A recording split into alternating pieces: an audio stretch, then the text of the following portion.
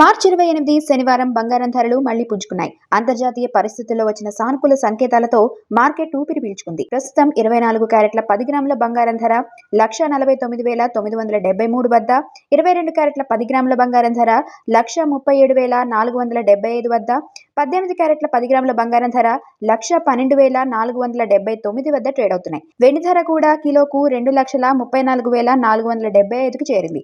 ముఖ్యంగా Donald Trump కార్యాలయం నుంచి యుద్ధంపై శాంతి సంకేతాలు రావడం మార్కెట్లను ప్రభావితం చేసింది.